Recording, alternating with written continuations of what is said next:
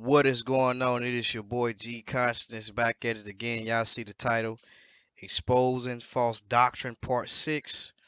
Go check out that 5, go check out that 4, that 3, and that 2, and that 1. We've been getting it in. You know what I'm saying? So we got some more for y'all tonight. Make sure y'all check out last night's show. I dealt with Revelations, I believe 1 through chapter 7. Just, getting some things together. I dealt with mainly the hook of Revelations. Write the things which thou hast seen, the things which are, and the things which shall come hereafter. Very important when interpreting the book of Revelations, and and then looking at some of the things that are in chronological order. This there dealing with the seals, the opening of the seals, which reveals the content of that book. He also deals with the trumpets and also the vials. So make sure y'all check that out. You know what I'm saying? We're gonna be dealing with some of the things um that I've been meaning to bring out, but been kind of in tune with some other things, but we're gonna definitely deal with those things. Peace to the family out there. Make sure my sound putting out correct. Pull up some things on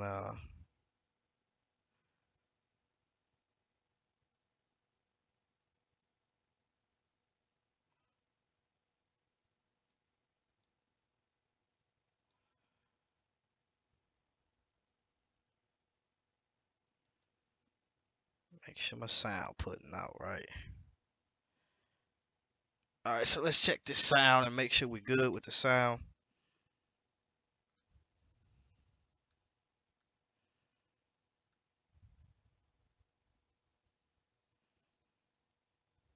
Mic check, mic check.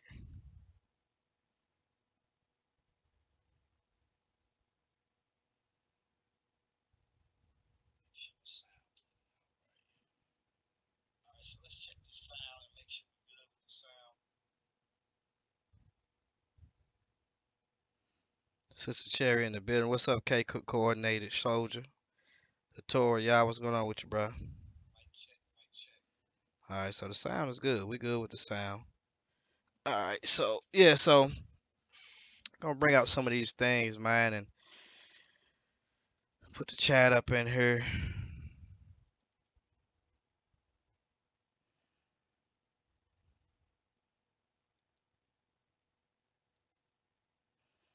Grace and peace to y'all, man. Let's see. Let's see.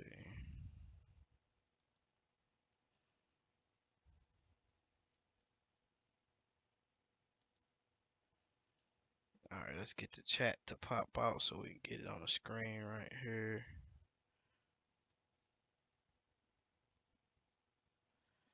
All right, cool. Thanks, Sister Cherry. So we got the sound doing good right here. All right, so we cool. All right, so we cool, yeah. All right, so basically, as I stated before, the title tonight is basically exposing false doctrine, part 6. Exposing false doctrine, part 6. And like I say, we're gonna be dealing with some revelations. You know, possibly some other texts. Maybe we can get off into some Daniel tonight. Get off into some Daniel tonight, so we can really see what this last week consists of. You know, over in Revelations, very important, and a lot of these guys are saying that the 1,000 years has already happened, and we're going to prove that that has not happened. We see that we had the brothers over there at Sakari saying that the Europe was the bottomless pit. I mean, that was just pure ridiculous, and we encountered that. But we're gonna deal with some of those things, man, and really try to chop up some of this false doctrine. So without further ado, let's get it.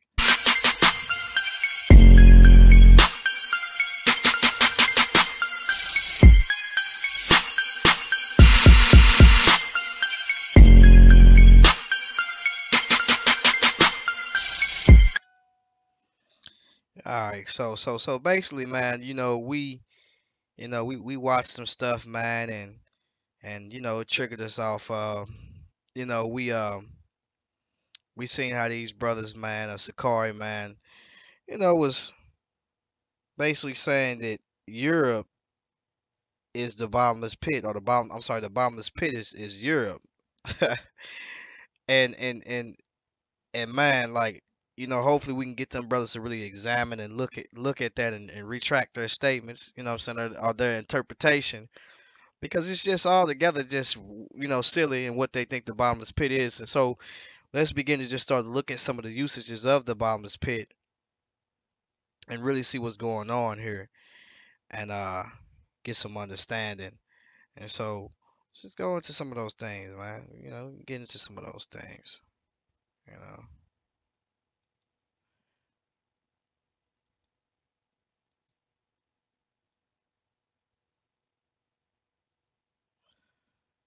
get to some of those things. All right, so let's dive into that thing. All right, so let's look. I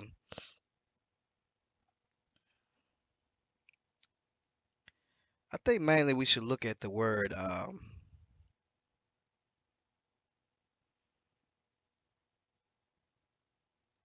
Let's go to Revelations. Guess we can go to 11.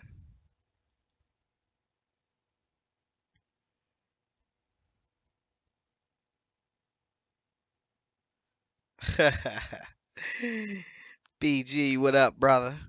So let's look at some of this stuff, man. Now that word right there is bottomless, right?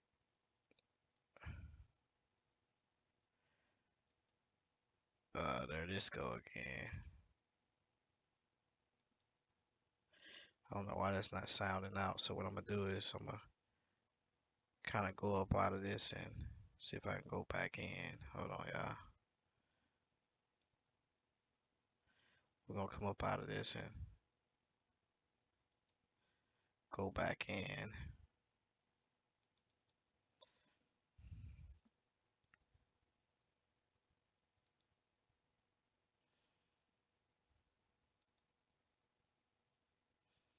Yeah, I have no idea why that's not sounding like it should, but we'll fix that later on.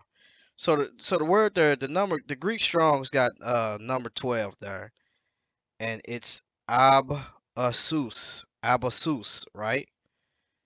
And we see that it's used bottomless pit 5 times, deep 2, and bottomless 2 times.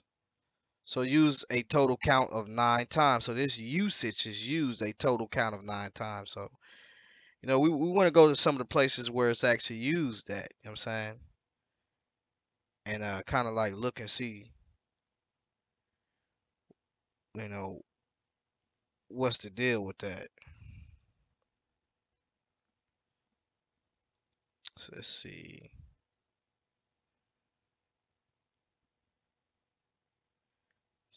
where we can look at this at.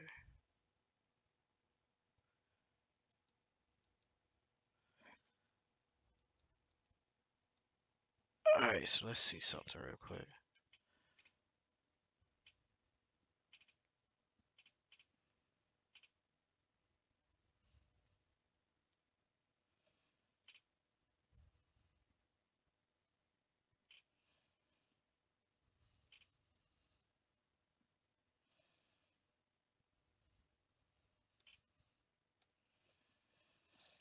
All right, so let's go on up out of this right here. Move this up right here. Let's get out of this and let's see what we got it at. So we got it used.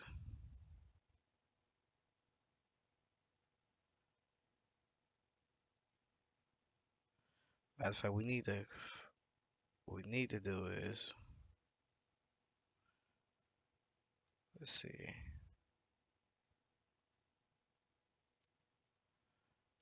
Need to see where it's used at as.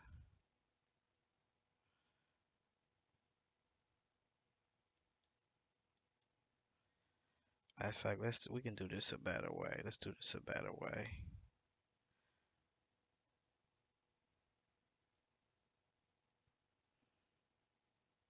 No, I gotta learn how to use that. Before I do that, let me learn how to use that because I don't know how to use that. So let's do it like this. We see this is used 9 times, right? Okay, so let's look at the very. Watch this. I'm gonna go to the blue letter, and we go to the blue letter, right? Look what the blue letter says. Let's go to.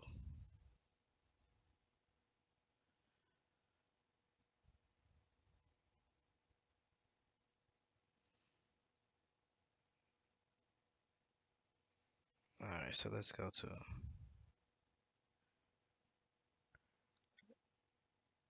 All right, so let's jump to Luke chapter 8. Luke chapter 8 and 30. We get the context of this. So it says, now remember I told you guys that that Greek word that we see is abasus, right? Remember I told you guys that. Just remember that. So when we come across that, then we can kind of see what's really going on here. Now, Luke 8 and 30, look what it says. It says, and Jesus asked him, saying, what is thy name? And he said, Legion, because many devils were entered into him, right? Verse 31. And they besought him that he would not command them to go out into the deep. Matter of fact, let's actually go to that on the screen. Let's go to that on the screen. Now remember, these guys said that the bottomless pit is Europe, right? They're gonna run into some problems with that interpretation. So let's kind of look and see what's really going on. What's up, Ishay? Watch what it says. Let's get out of this right here. And let's look at that word right there. Let's click on it so we can know. Now, it says, and they besought him that he would not command them to go into the deep. Let's jump up to 30.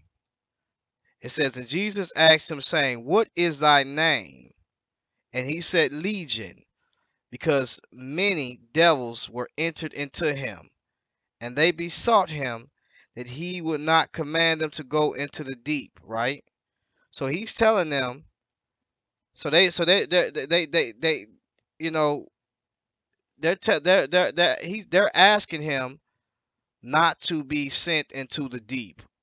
And that deep that it's talking about is abasus, right? So the very same word that we see that is used a total count of 9 times in the Bible, look what it means. Depthless, special, infernal, abyss, deep, bottomless pit. So evidently we can see that it's not saying that these guys may go into they beseeching them that they may be sent to Europe, Abasus.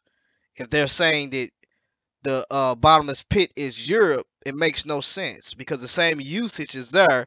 And when we look at all the usages, which we're going to show you in a minute, they all refer to this deep place. And it's not talking about Europe. So let's look what it says. Let's read it again. Read it in context.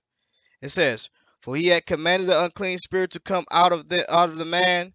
For all times I had caught him, and he was kept bound with chains and in fetters, and brake the bands, and was driven of the devil into the wilderness. And Jesus asked him, saying, what is thy name? And he said, Legion, because many devils were entered into him, and they besought him that he would not command them to go out into the deep. That same word. And there were and heard of many swine feeding on the mountain, and they besought him that he would suffer them to enter into them. Now, why would he do that? Because it seems that somehow, some way, it was not their time. This is why many times that we see in the scriptures to where, they says, what have we? They would say, what have we to do with thee, Jesus? Art thou come to deal with us before the time? So we see that clearly that the deep period that they're referring to is their place that they will be bound at, as we see that the angel will be bound at in Revelations. This is clear. I don't see how these guys cannot see this. It's clear. And so let's look at something. Let's look at the other usages where it's used at. Let's look at it.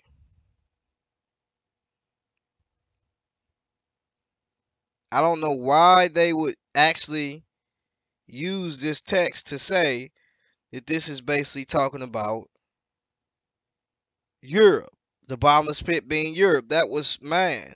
Like, did they even check and even see what was going on with this text before they even did that? And I don't think they did. So look what it says. It says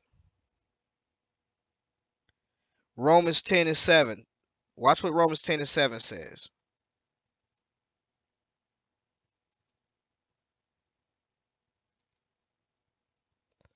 So if you look, it says, or who shall descend into the deep, right? That same word there. Look what it is. Abesus, 12, Strong's number.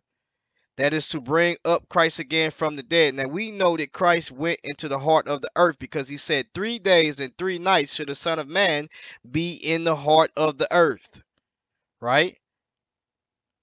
And it says that he went and he preached to the spirits that were some time ago disobedient in the days of Noah, right? We believe that those he went to proclaim or to declare his victory among those angelic fallen beings that was down there. That's what most translators or most scholars believe that and interpret it that way. So let's look. Let's look at the other usage that it has. All of these usages are referring to this place that is in the middle of the earth. I don't know how they got Europe from what they read in the Bible because it has nothing to really do with that. Now let's look at again Revelations 9 and 1.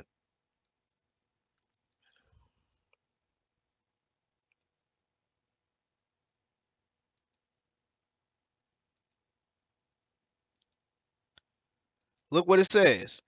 And the fifth angel sounded, and I saw a star fall from heaven unto the earth, and to him was given the key of the bottomless pit. So this angel is given this key of the bottomless pit. Well, look what the word is again there. Abesus. Same thing.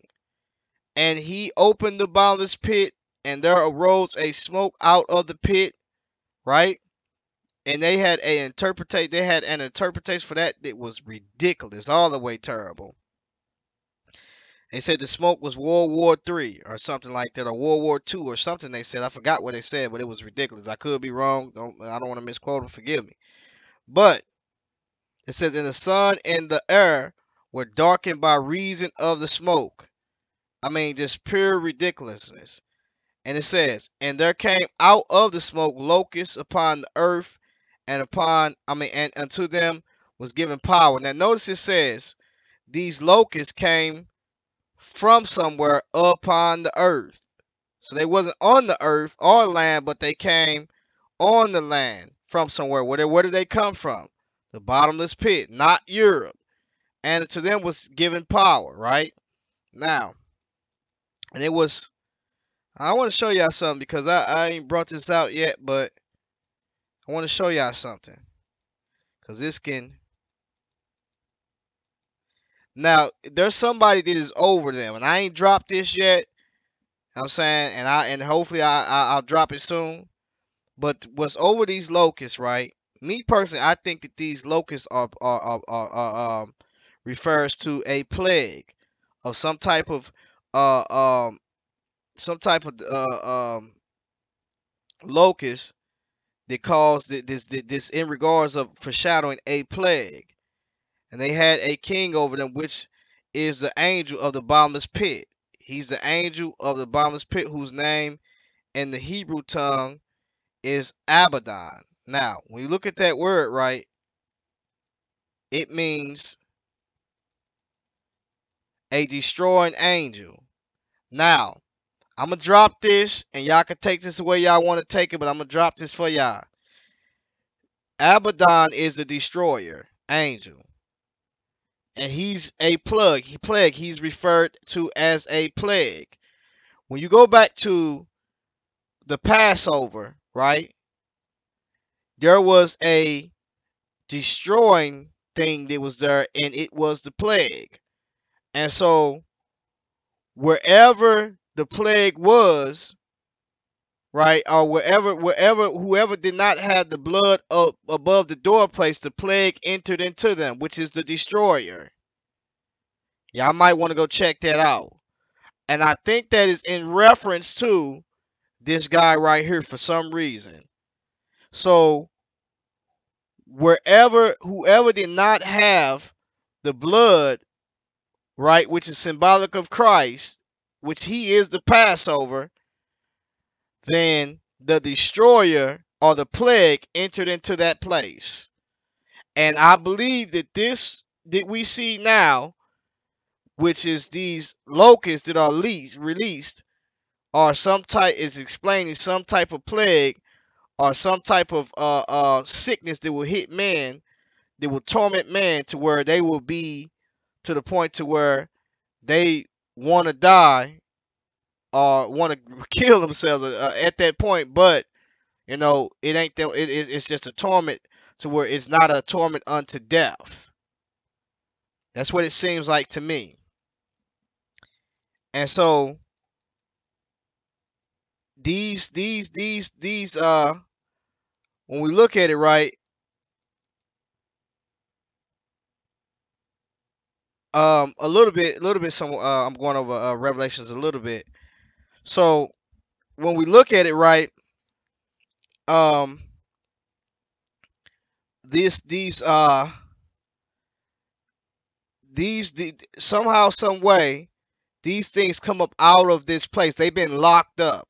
Now me personally, I believe that these are demonic forces or some type of things that was here prior to, before man came, that fell in the very kingdom of Satan, that was with Satan and the third of his angels. Some type of, I don't know, creatures. To me, that's what it looks like. That causes plagues, diseases, discomfort, not unto death, because it's some type of plague that we see that is not unto death, but their sting is can hurt man. And so that's what I see there. You know, like I said, I'm open for interpretation, but what these guys said it was, I don't see that as being that. They said that there was some 1900 planes or something like that that's flying with people shooting on the back of them. I'm saying there are these type of aircraft and their tails have sting. It's talking about that they shooting in the back of them like and that's what it's saying that there is. But no, these things come from the bottomless pit, and the angel that is over them is that destroying angels. He's locked up for a reason. He was out prior to, before he was locked up, and we need to know why he was locked up. And it seems to me that this is some type of plague that he's over. But that's another thing, you know. So, but let's continue on and look at the usages of these things. Um, let's go to let's go to Revelations 9:2.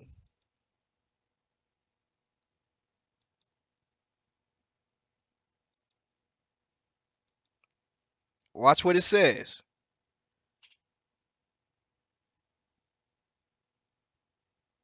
It says, "And he opened the bottomless pit, and there arose a smoke out of the pit, as the smoke of a great furnace, and the sun and the air were darkened by reason of the smoke of the pit." Right? I think I just read that. I'm sorry, I just read that. Yeah, we just read that. Let's go to Revelations 11:7.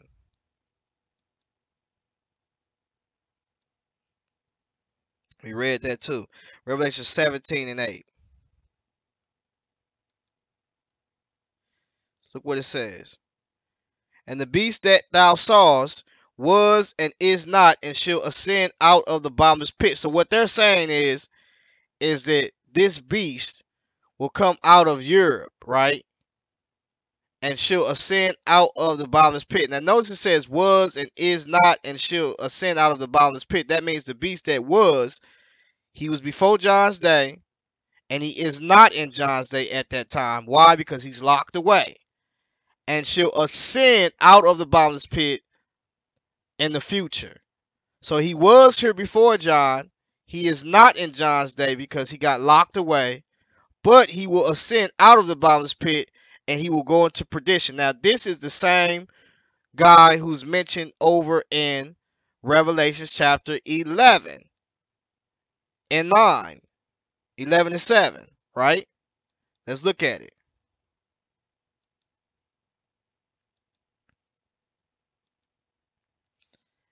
And when they shall have finished their testimony, the beast that ascended out of the bottomless pit shall make war against them, and shall overcome them, and shall kill them. Now, this guy traces back to Daniel. If you go back to Daniel chapter 7, when it talks about the little horn, this is him.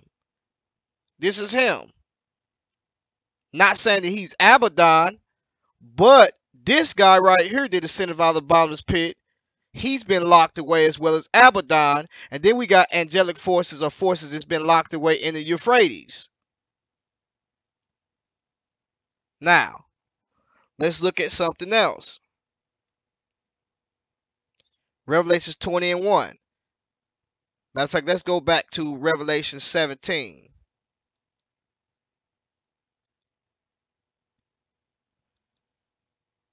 Look what it says in 8. The beast that thou sawest was and is not.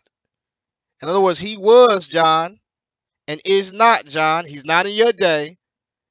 And he shall ascend out of the bottomless pit and go into perdition. And they that dwell on the earth shall wonder whose name were not written in the book of life from the foundation of the world when they behold the beast that was. He's not in your time, John. I mean, he was here, John, and is not, but he's not here now, John, and yet is, and he shall come. What's going on, Jeremiah 15 and 16? And here is the mind which have wisdom. The 7 heads are 7 mountains on which the woman sitteth, right? And there are 7 kings, 5 are fallen. So there's 7 mountains, 7 mountain kingdoms, right? On which the woman sitteth. Remember, the woman is religious. She's a religious system that's sitting on the beast system. The beast is carrying her. So this is the religious system. Remember, I always talk about religion, economics, and politics. That's what this is talking about. We're going to prove that, though. She is a religious system, even though she resides at a literal, or she has a capital on earth, but it is a religious system, and she's sitting on the beast system, or the beast itself. I'm sorry, the beast. All of it is a system together, but she's sitting on the beast. The woman is this religious system that we see, and she controls the kings, or she's been over the very empires of this world, because that's what the mountains mean. They mean kingdoms, empires, basically. So what it says here in verse 10, it says, and there are 7 kings. So there's 7 kings, or there were 7 kings in regards to kingdoms that was over these mountains, or there was over these empires. He says 5 are fallen, right? 5 are fallen, John. These 5 have already fell. And one is, that one that was, is the Roman Empire that was in John's day. And he says the other is not yet come. So John, the other one, has not come yet, John. He ain't come yet. But let's look at the 5 that was previous, that all got something in common with each other, which is talking about really the oppression of Israel. Egypt, Assyria, Babylon, Medes and Persians, and the Grecians. Those are the 5 that he's talking about. These are 5 important empires that took Israel in captivity, and these are what we call the times of the Gentiles, to be honest. You really start with them, and not, I start with them. Now, if 5 are fallen, we just named the 5. He said one is, what was in John's time? The Roman Empire. He says the other is not yet come. So the other one, he hasn't come yet. which is the seventh kingdom.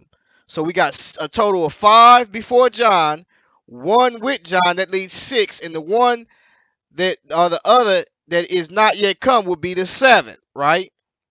Now, when the seventh kingdom come, or the seventh empire come, this empire has 10 divisions and 10 kings, because it is a revised Roman Empire.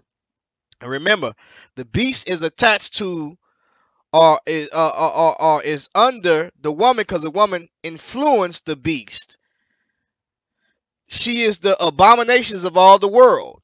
In that cup is the abominations of all the world. She influences the world. That cup got the drink in it, the lean in it, fornication, adulteress, all these things. That woman is that. And the world and the people and the kings are influenced by that drink. They under the influence. They drunk by it. They drunken by what she got in that cup. Right? So this is the government attached to the religious system, or the church, the religious system attached to the state. This is what this is talking about. This is why I told you economics, politics, and religion. And from that is the beast system as an entirety. We know that because when we look at it, you can't buy, sell, or trade without worshiping this spiritual system.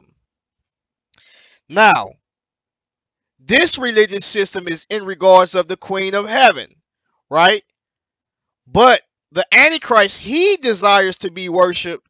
So that's when he separates this religious system and destroys this woman and burns her with fire, as well as the literal place, and establishes his own worship, which is consist of the false prophet, in the image of the beast, right?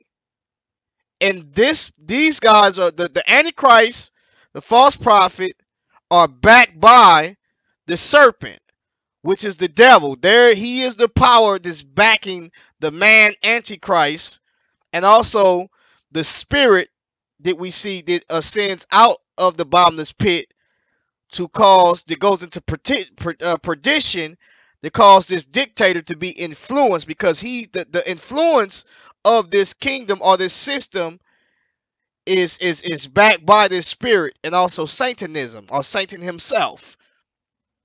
And so let's look at something. Now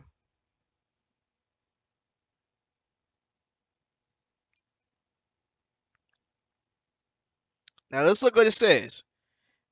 And there are 7, it says, and there is the and here is the mind which have wisdom. The 7 heads are 7 mountains on which the woman sitteth. She's dominating. They influenced by this cup that's in her hand. They drunk with the abominations and fornications and adulteries, all this stuff. They've been deceived. The whole world been deceived. And the kings of the earth and the people are dominated by this woman. And there are 7 kings, 5 have fallen. We name them. One is, and the other is not yet come. And when he cometh, he must continue a short space. In other words, this 7th kingdom that has 10 kings and 10 divisions, right? This is synonymous with what we see in Daniel, which is the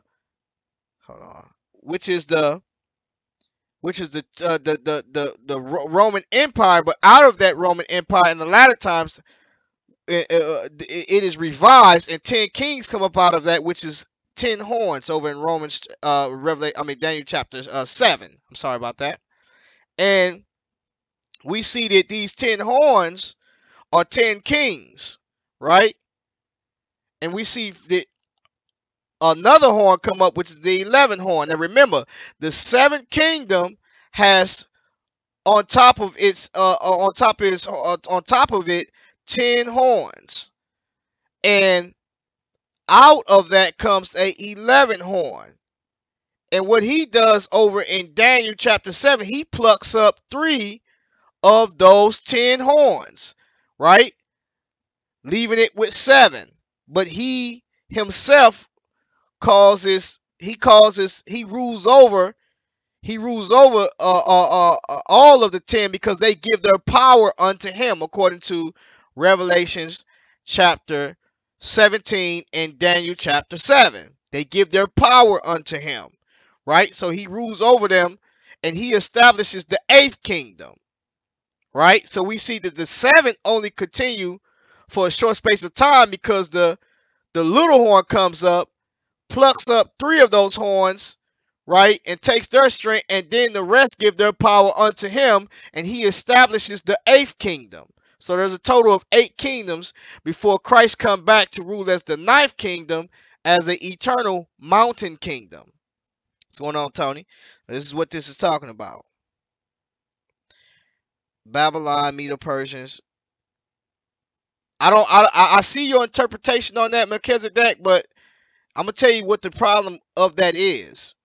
Because when we look at it, right, when we look at it, it says 5 have fallen. Now, if 5 have fallen, you notice you have Babylon. You starting that because Daniel only seen Babylon, Medes and Persians, the Grecian and the Roman. You notice he says 5 have fallen. So in John's day, if you notice, you have Babylon, you have Medes and Persians, you have the Achaemenid Empire. I'm sorry, I didn't say that. And the Seleucid Empire, right? That's what you have. And you have the Ptolemaic Kingdom. And then you have the Macedonian and Rome as the 7th. So if you go 5 has fallen before John's day, you're going to have a problem there. You got a problem there. Because number one is this. When you look at it, you got your 5th here will be the Ptolemaic. Now, in John's day, John was up under the 6th kingdom.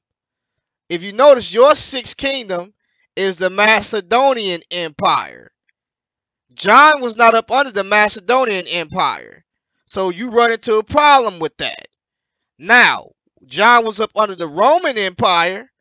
So if you count back and say 5 had fallen before John's day, we know that the Grecian Empire fell, which consisted of the Ptolemaic Kingdom, because they was Grecian. Now, but you got the Seleucid Empire, it's the 4th. Then you got the Achaemenid Empire, and then you have the Mede and Persian and the Babylon. That doesn't work. It won't go with that. It can't go with that.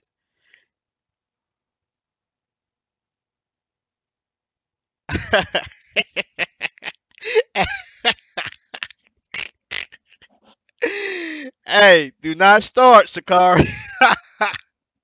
However you want to say it. I feel you though. You right. I feel you, but hey, you ain't gonna get that out of me because you know I'm tongue tied anyway. So you gonna get all types of. I ain't gonna articulate like that, but I feel you though. so, so when we look at it, right? Um, when we look at it, okay. Much love, likewise, brother.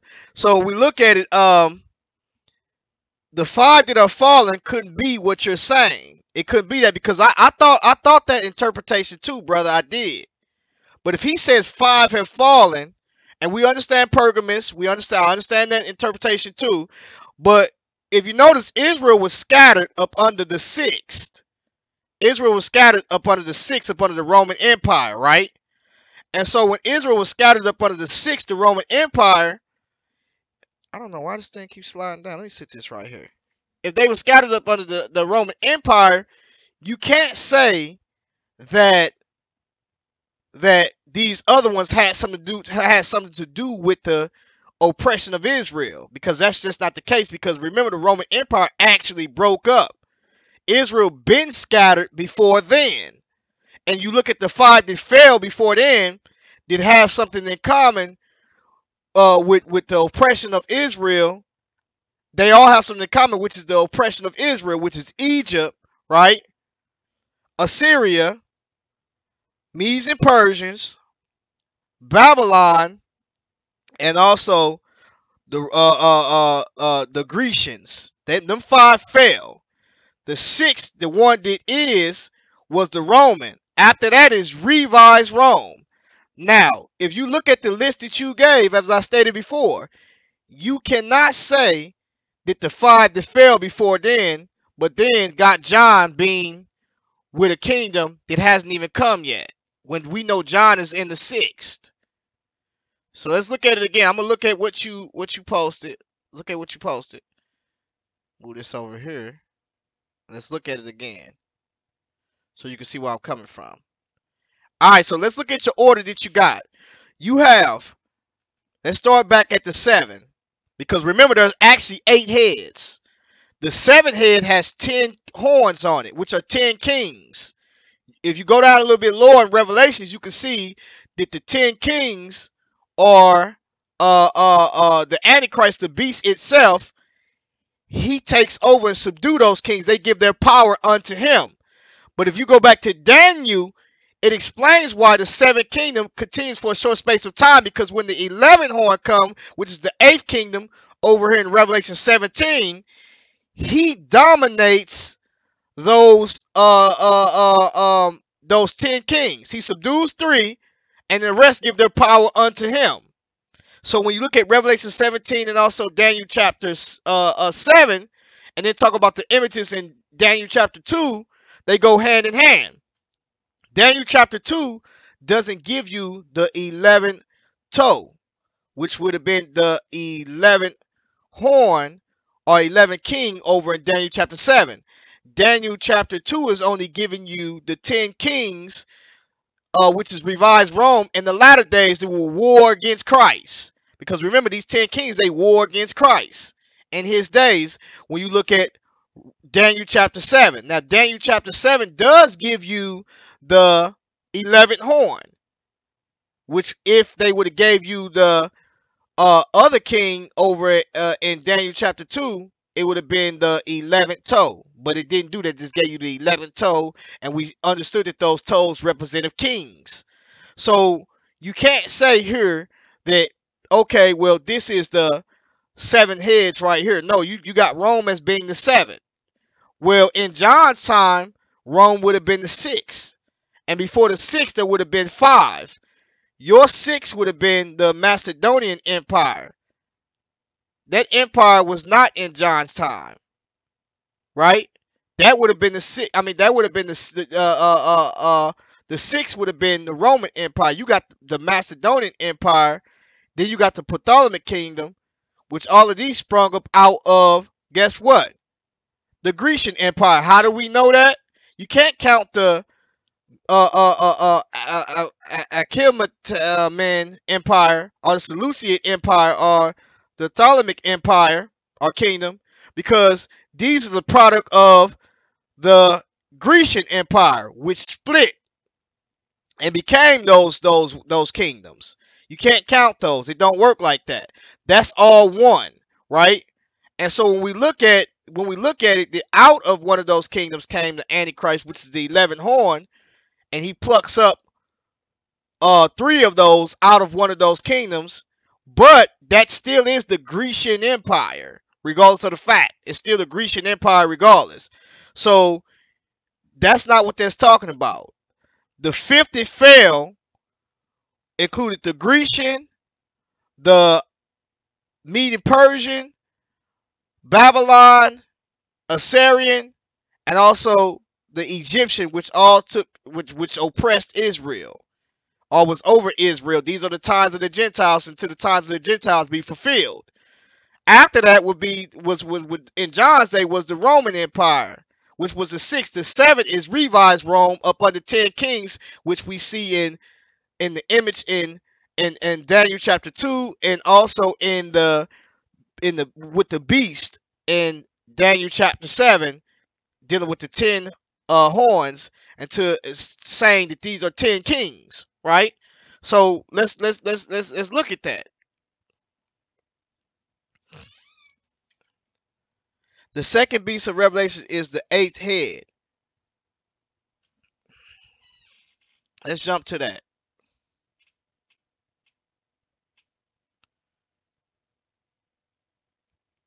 You went to Revelation 13.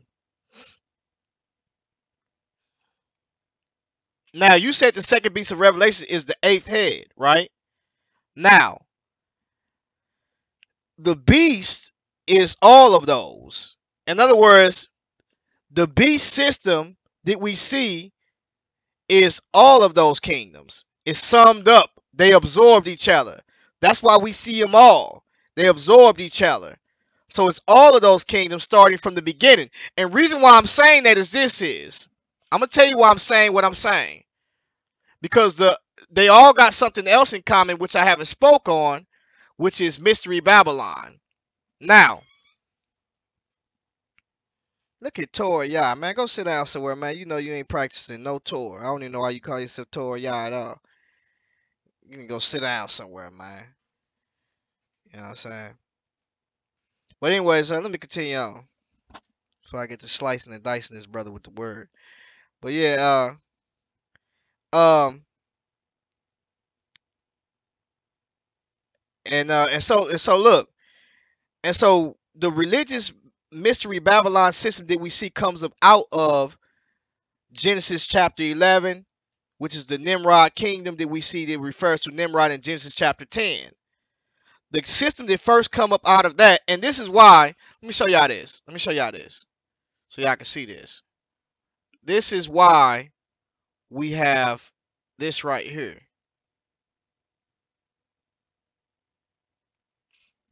This is why we have this right here.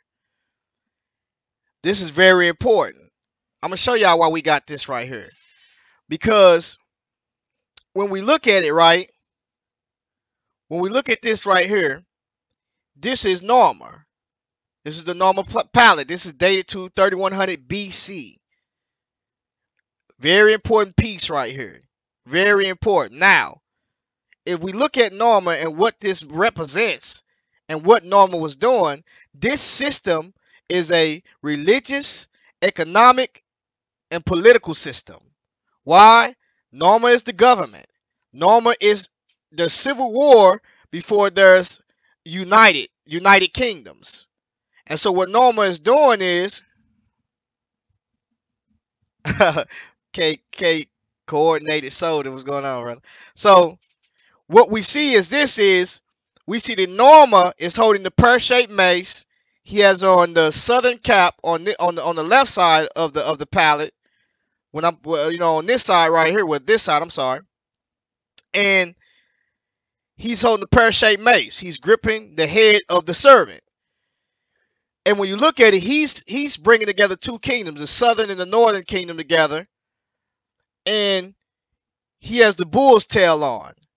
The bull's tail means he is a hunter. He is the conqueror. He is the king. He gets the strength of the bull, right? And so he is this mighty hunter just as well. Now, when you look at the left palette on the left side, he's conquering the people that are under him as well as the servant that he has in his hand. And if you notice remember this stance. This is the stance that we see that is the constellation of Orion, which is also the mighty hunter, which deals with Nimrod just as well. And Merkar, which is also talked about in the Epic of Gilgamesh. And some of the writings is to the east. This palette is talking about a kingdom that comes up out of Sumer shortly after the dispersion of Sumer, which arose Egypt. Most people will say that Egypt is before Sumer. No, it is not. And I will argue that. You know what I'm saying? And so these kings came from the east, and they was related to people that was from the east. This is why they attach beards to their face, because they take reverence or give reverence to their ancestors in the east. And when we look at the bull's tail and all of that stuff, and look to the right, we see the Serapod, which is a Sumerian symbol, a Sumer symbol, and also Elam. This comes from Mesopotamia. This symbol shows us the master of animals motif, or the taming of nature, or the taming of the beast. All of this comes from the mystery system that comes out of the system of Nimrod, or the Queen of Heaven system. This is where this is coming from. So when we look at your dollar, we see that a primordial mound, and on that primordial mound, we see that there is the Eye of Horus, or the eye of Heru. This is the eye of Heru, which is the intelligence which seeks to be omniscient or all-seeing eye. This is intel. This is your security system. When we look at Josephus, what did Josephus say about the government that was set up with Nimrod? It was built on economics because Nimrod can fortify cities and he was a food provider. This is why the system is set up in the book of Revelations to talk about buy, selling, and trading. It's dealing with your economics, politics, and religion. And this is the lust of the world, the lust of the eyes, the lust of the flesh, and the pride of life. All of these are cohesive together. And so you can't buy, sell, or trade without worshiping the beast or that false image or that system. And so this is the system that we see now that comes out of the Babylonian system, not Neo-Babylon, but Mystery Babylon. And Sister Cherry, if this brother, I to let y'all know, let the brother talk, right? Let him talk. Don't delete him. Let him talk. If he's not cussing or breaking the rules, leave him in there. I don't care about the rants or none of that. You know what I'm saying? Let the brother talk.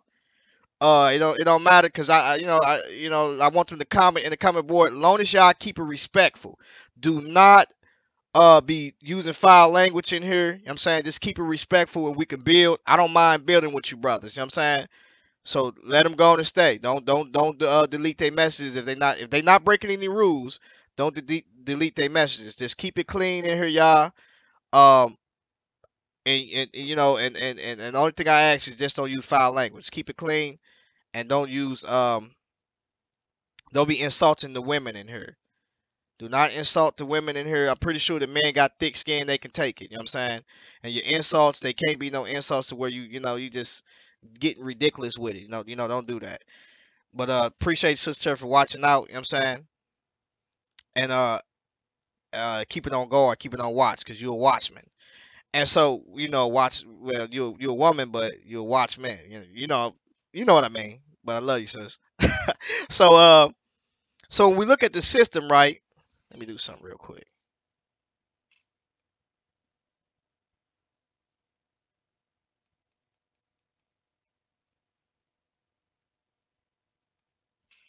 All right.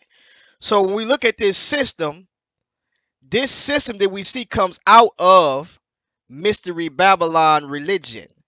And so when you read Revelation 17, that's what it is in regards to.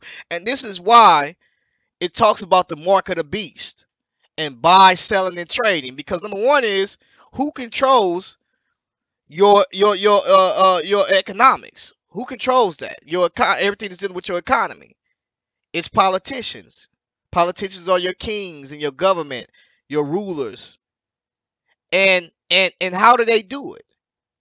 A lot of them do it religiously because we see that the system that is set up is a religious system and it's attached to your economics. And so you can't buy, sell, and trade without taking on this spiritual system.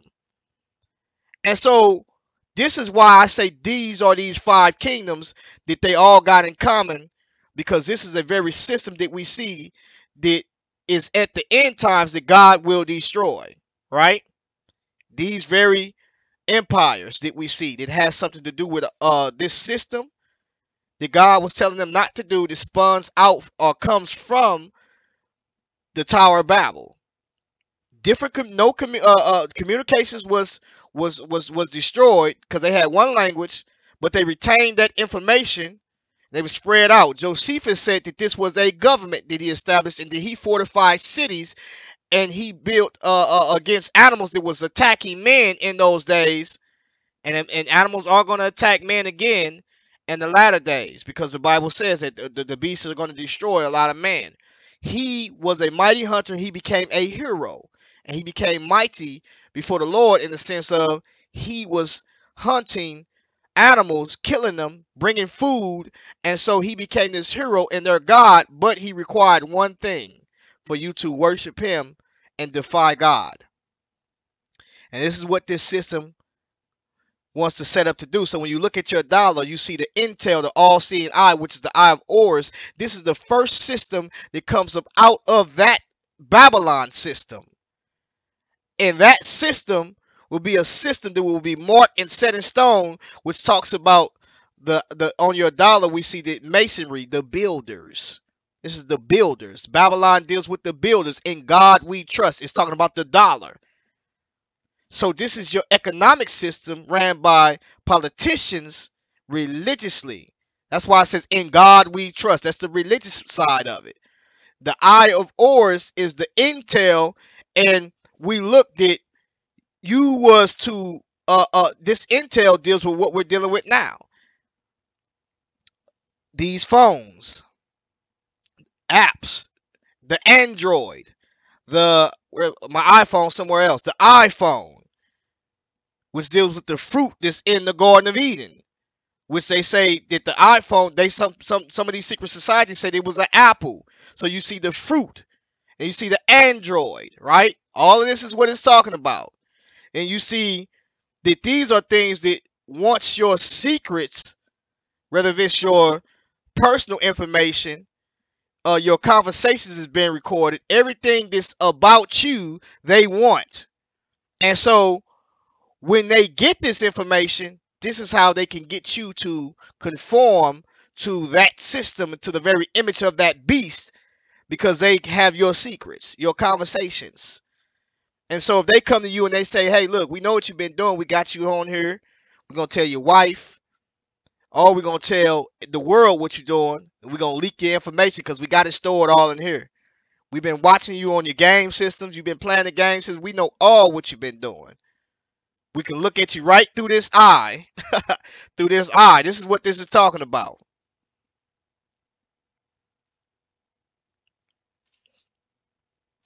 Right. It does come to the exact same system, brother. You're definitely right. And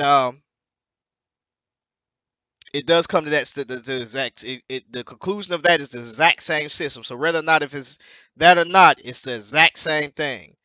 And so, oh yeah, the in God we trust represents a different God. Once you see those symbols, you kind of recognize what's really going on. I'm saying, and so I studied the Bible because the Bible is prophetic and it shows you this system, and it is against this system. This is why he said, "Man should not live by bread alone, but by every word that proceedeth out the mouth of God." Even though we need bread to sustain ourselves, would you kill or destroy or steal from your brother just to sustain yourself, just to demoralize yourself? So it's how we really relate to each other. And so the beast, the way of the beast, is being taught in your schools. You're a beast. It's survival of the fittest. You're this animal. You're in this food chain, and so you got to survive, and so you got to outthink the next man. And so when you talk about the intel, the all-seeing eye, that really represents that Satan seeks to be like God and be omniscient, omnipresent, and omnipotent in that order. And the primordial mounds that we see is what we see that, is what we see that, it's almost like the situation with God, how God began to reveal himself in this mount unto the patriarchs, and also to, you know, to the other people just as well.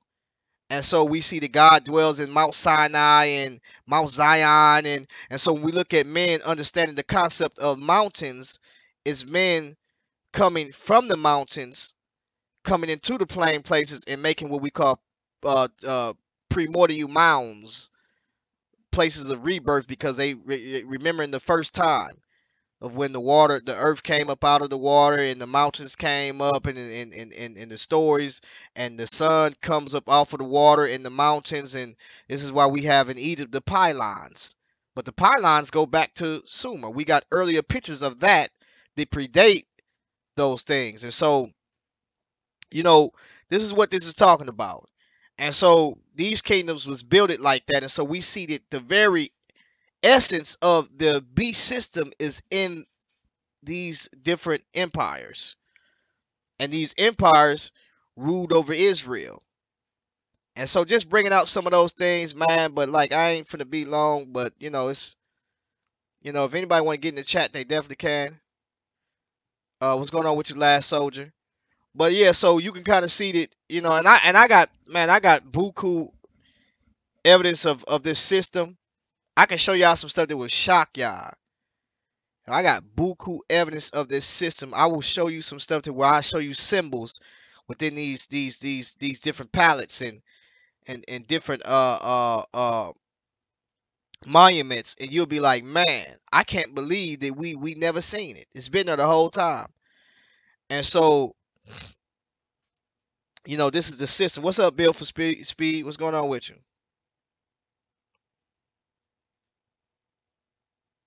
Yep.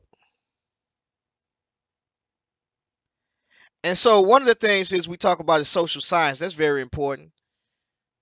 Social science is what we see that where they study.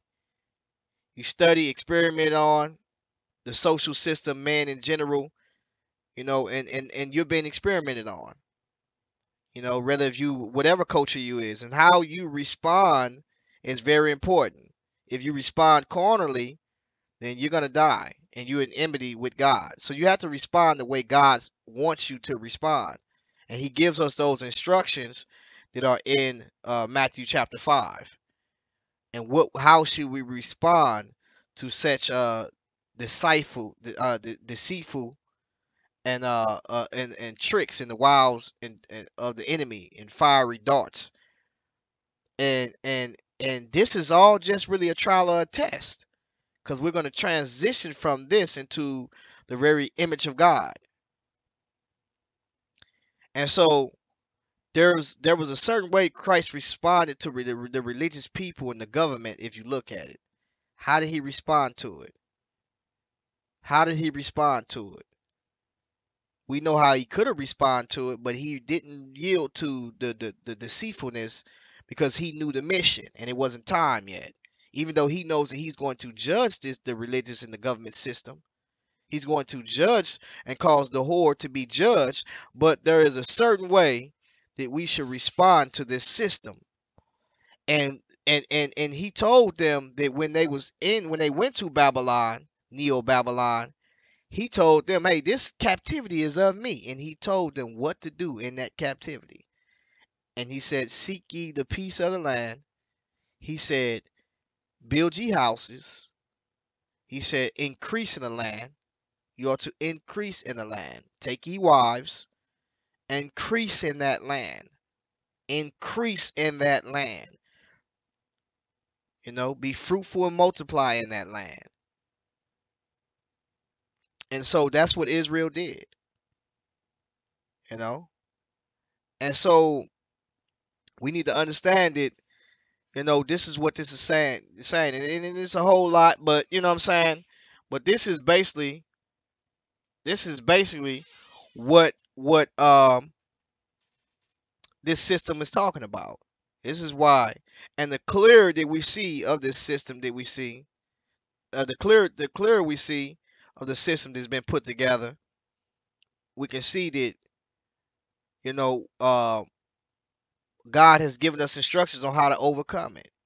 This system is built on economics, politics, and religion. Look at this. Look at this monument right here. This is the normal palette. Again, this is a different color. Just close up, we see that what comes with this.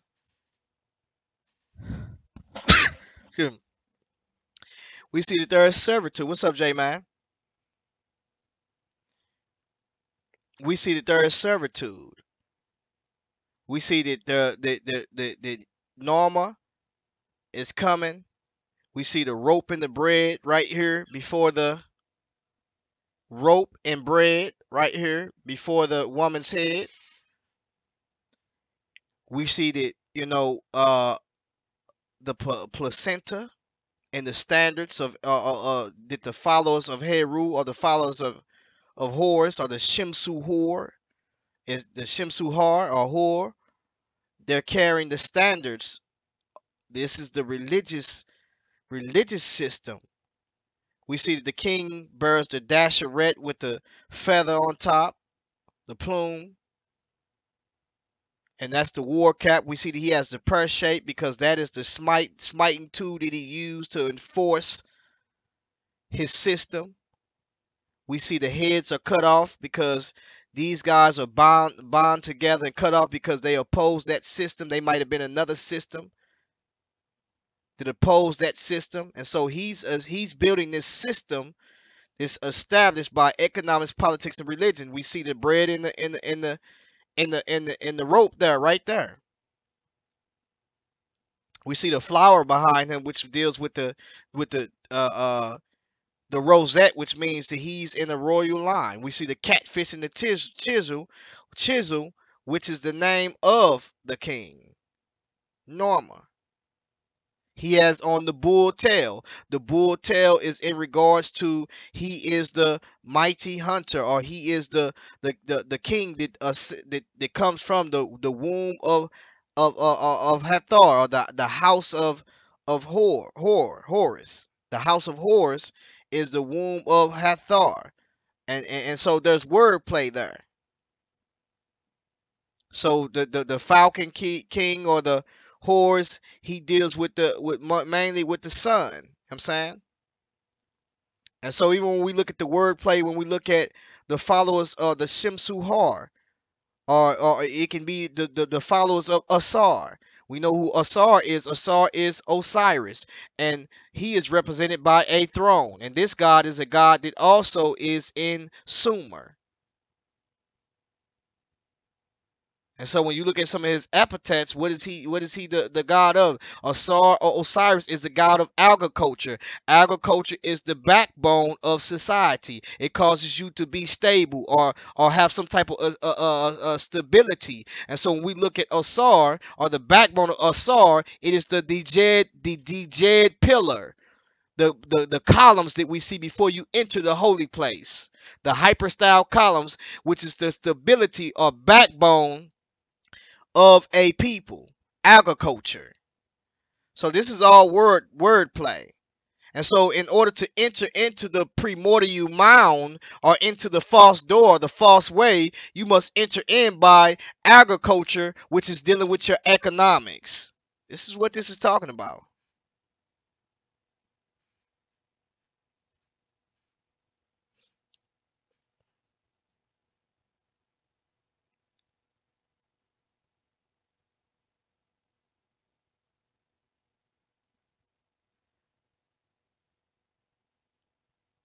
And so one of the reasons why I'm bringing this all together is because this is the system that your Bible is mentioning. And so when we look at these things, that we can see what's going on, you know. But I ain't got into that yet. We're gonna mention a lot of. I'm just holding back a lot of this information. There's a lot of historical content, a lot of information, and we're gonna bring out a lot of the information when we go up there to New York, cause we got something for them boys up there, the conscious community. You know what I'm saying?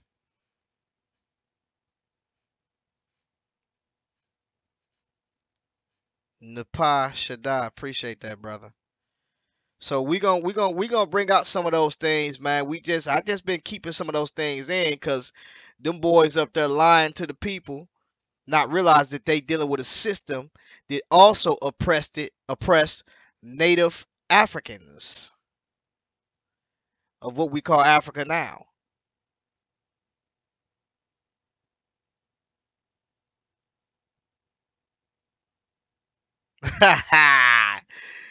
E Shay, what's going on with you, brother? Yeah, but man, grace and peace to y'all, man. I'm at the house, man. I'm happy to be here with my family. Love my family, man, and we're gonna be making a transition pretty soon, and we're gonna be moving, and so you know, I love my family. They out and about right now, at a little party, swimming party, at a hotel. One of their little cousins had a party. But yeah, but those are just some of the things, man. Uh, what's going on here, So it is what it is. you know. So just bringing you the news at 10:35 p.m. Central Standard Time. You know what I'm saying? So, uh,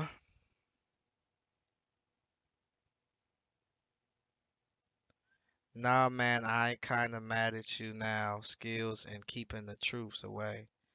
Just do you and teach.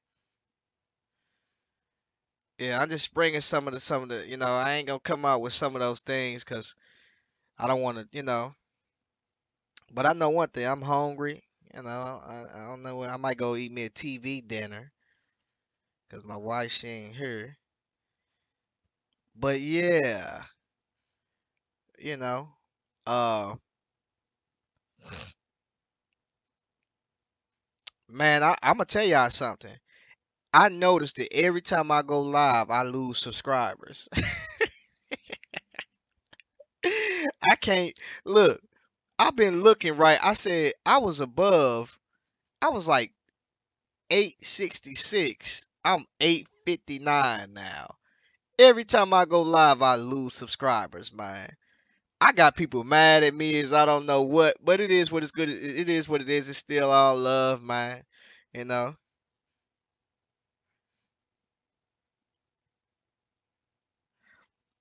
what it says.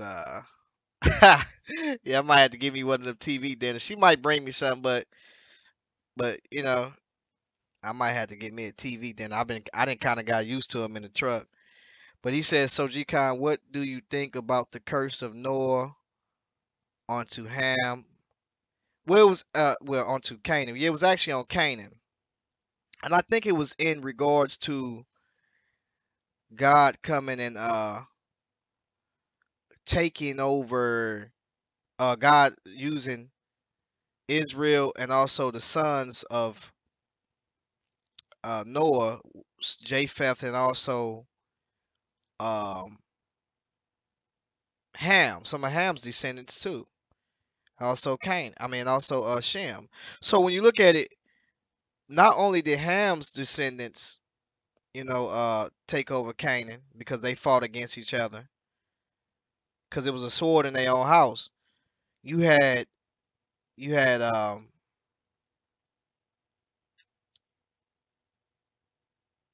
you had Ham doing that, taking over the Canaanites, because remember some of the sons of Mizraim and the other sons pushed up into the north and took a lot of those areas. It was in the Levant area of the Canaanites. And you also had the Shemites, sons of Shem, that came in and took over the land of Canaan, Israel being one of them. And then also you had Japheth. This is where you had some of your Indo-European languages.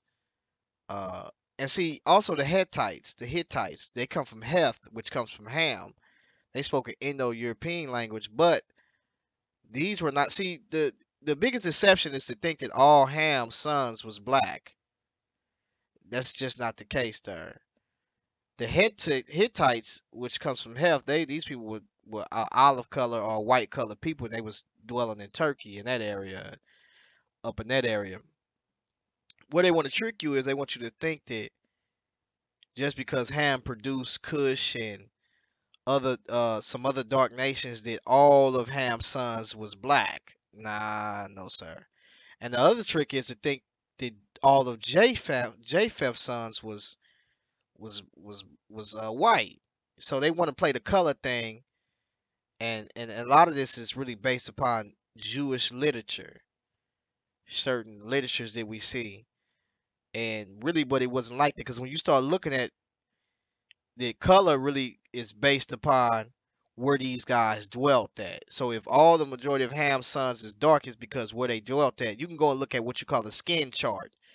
Google the skin chart right now, and the skin chart map, and what it does is it shows you how the lighter colors dwelt up top, and how the darker dwelt around the equator, and hot places. And so when you do start seeing like say for instance the Eskimos and people that dwelt in cold places but was dark, it's because they retained a lot of their uh their color because of the vitamin D that they was getting from fishes and what their diet. It all depends on what their diet was. if they were in a cold place and they were still dark black, is because what they was eating. A lot of those guys was eating a lot of things that had a lot of vitamin D in it. And so, but as you went up farther, you got, it got wider and wider and wider. You know what I'm saying? Mainly in the cold places because they was lacking a lot of the sun and stuff like that. And so when you start coming down, like when white people start coming down into dark places, even though they get sunburned, but that what it's doing is their skin is thickening and their melanin is increasing, and it's going to cause them to get darker and darker eventually. And so they would have went through some rapid changes. I believe it's rapid. I don't believe that it's at the rate that we see, at a constant rate that we see the amount of change from one organism to the next organism. I believe that amount of change was rapidly during the time when after the flood, because of the ozone layer would have had some problems. The environment would have been different. All of that would have been different at that time. It would have been drastically different. So that would have caused a lot of mutations, you know, within the genomes, within on the chromosomes and the genome system to be mapped differently in certain ways, so you would have had a lot of changes. But for the most part, the diet would have been different. They started consuming meat at this time, so their diet would have been different. Uh, More of radiation would have came in, so you would have been more radioactive and would have been breaking down more because of you taking on more of radioactive particles, which would have caused you to break down more and and and so a lot of that plays a role. A lot of that plays a role and what's going on.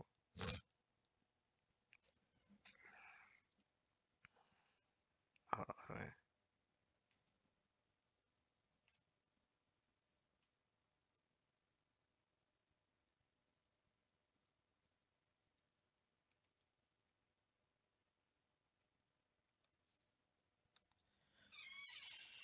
So you know what? I'm not sure, Florida God. You could be right.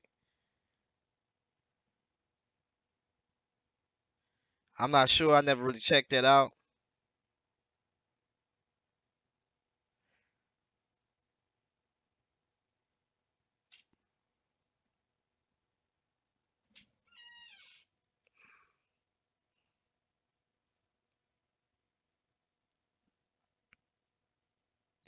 Yeah. So I think that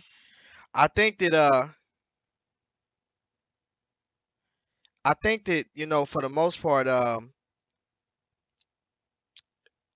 that was an issue with dealing with Ham, Shem, and Japheth. And if you kind of notice, Ham kind of started off ruling first, because through his father was Cush, and his son was Nimrod. So these guys, they was like they knew how to, they was really hunters. And so whenever you see this family of hunters and they start exploring and start moving around a lot, second you would have seen Shem, and then Japheth was enlarged. So if he's enlarged, it's evident that he's, in order for him to be enlarged, God enlarged him that he was gonna spread all over the earth. That's why we see that some of the most of the Caucasians that we see come from Japheth, and they spread all over the earth. And so all of these sons was had some prophecy that was going on to them with them, and we see that Ham, he has some kingdoms, and one of the great kingdoms that spun out from him was Nimrod's kingdom, and from that kingdom came the Egyptian, with his sons, which is Misraim. And Misraim was, which means double. We see that there was this word play there, and this is what Israel looked at them as. But yeah, man, these kingdoms came shortly after this Babylon or Shinar, thing that took place, and they retained that information. They started building these primordial mounds, or these places of worship, where they would enchant.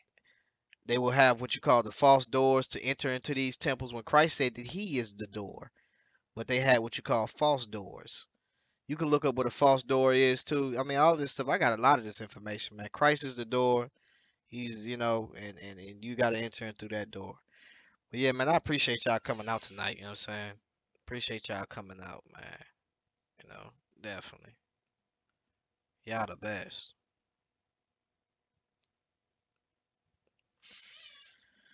Make sure y'all click and subscribe, man. Um, Make sure y'all share this if y'all can. Yeah, JFEF's descended stress into Asia, even into America. You know what I'm saying? A lot of the Indians that you see, they JFEF, you know, believe it or not. You know what I'm saying? But yeah, so we kind of went over some of the things in Revelation in regards to Europe not being the bottomless pit. We went through that. We went through the usage of, what the demons that Christ was finna cast, what he cast out, what they said the bottomless or the deep was. That's the same word that was there, Abbasus. The bottomless pit is not Europe.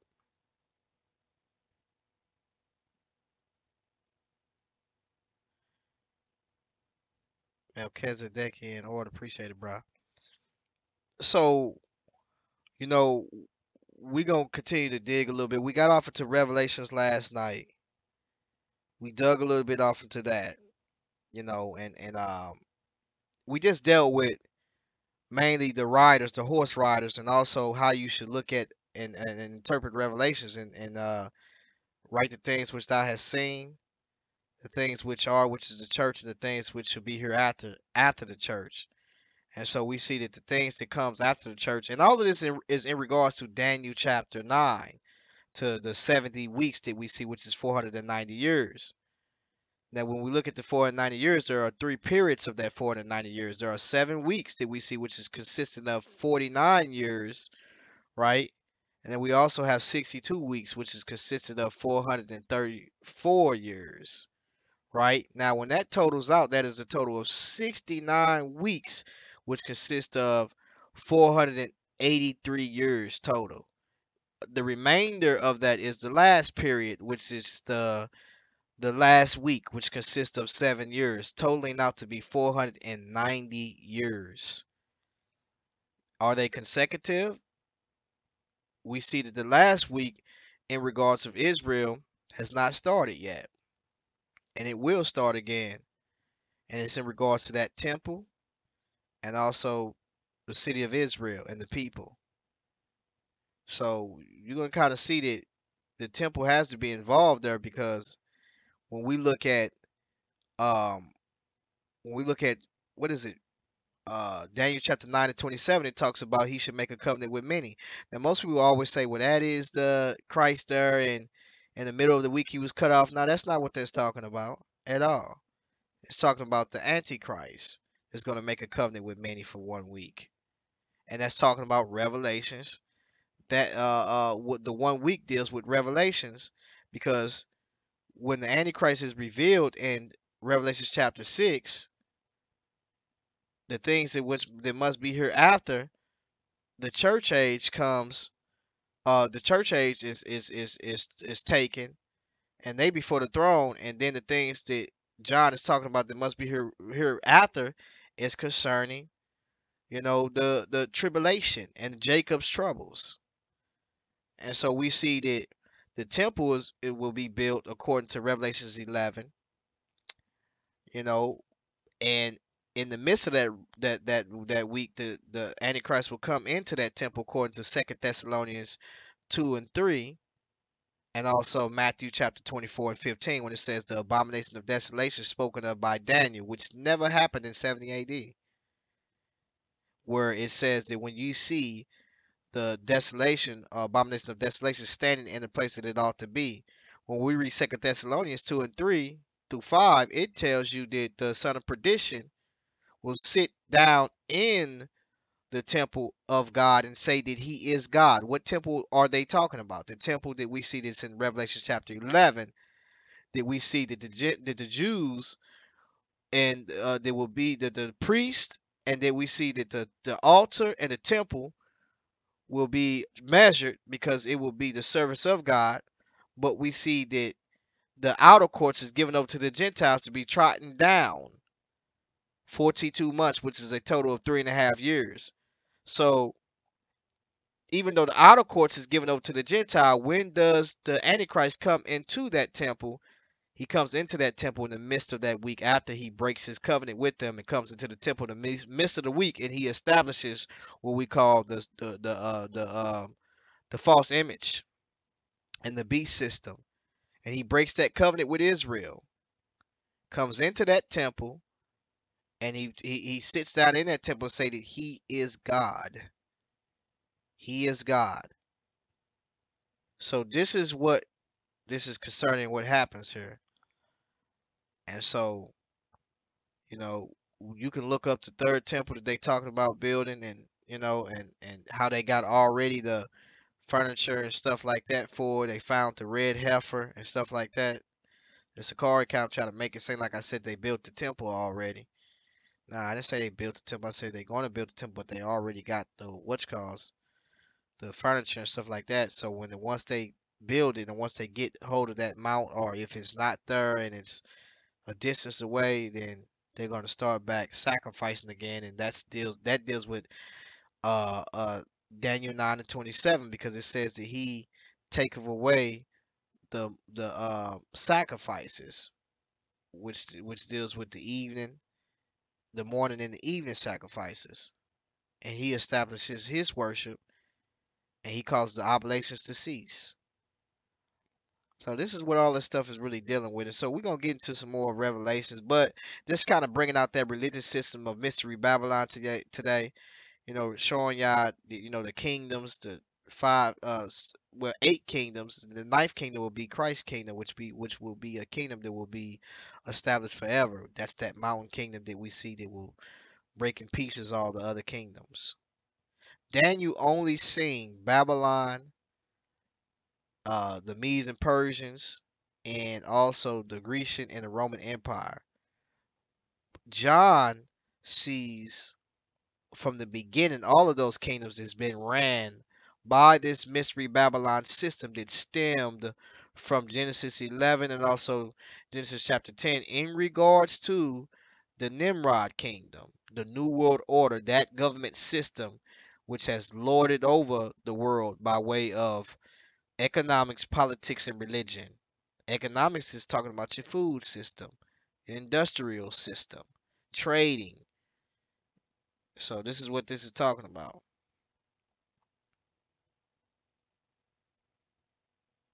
What's going on, MBK in the building? What's up, brother? I'm trying, man. I'm trying to, I'm trying to do what I gotta do. I gotta look at me. Look at me. You know what I'm saying? Check me out. Ah, what's up? You see it. I know you see it. Look at me. Look at me. What I could, what you want me to do? What you want me to do? You know what I'm saying? Yeah, man, I'm trying to do what I gotta do, man. But grace and peace to y'all, man, to y'all families, man. You know, we working on it, man. Eventually I'm trying to put out these videos. Rob Bourne is coming. Rob Bourne in the building. What's going on? Yeah. So man, we working on some stuff, man, and eventually I'm making the videos. I'm getting ready to get on up out of here, man. I ain't even gonna lie to you, brother. I'm getting ready to. I appreciate it though, MBK, but I'm getting ready to duck out, man. I'm hungry. I'm finna go up here and try to eat one of these TV dinners. And Shane probably watch me a movie tonight. You know what I'm saying? Feels so good to be at the crib. But man, y'all have a good night on this evening, man. If I wasn't tired, man, I'd stay a little bit longer, man. But I definitely need to get my views up. Yeah, I appreciate MBK, man, cause he get to sharing stuff, man, and he help out. And I appreciate the Shield Squad up in here, and then brothers that do share it, cause we got to get these views up. I used to have these views up, but I don't get these views no more, cause I ain't been here in a long time. Likewise too, Napa Shaddai. I hope I'm saying Nafa should die. I hope I'm saying your name right. I got class tomorrow. I will be taking class tomorrow because I'm on this. I'm taking my online Hebrew, so I got class tomorrow. Sometimes I get tired, and Hebrew is hard to learn. Hebrew is hard to learn, man. That's a hard language, man. I ain't gonna even lie to you. But yeah, man. So I gotta prepare for that. So with that being said, man, grace and peace to y'all, man. Grace and peace to y'all.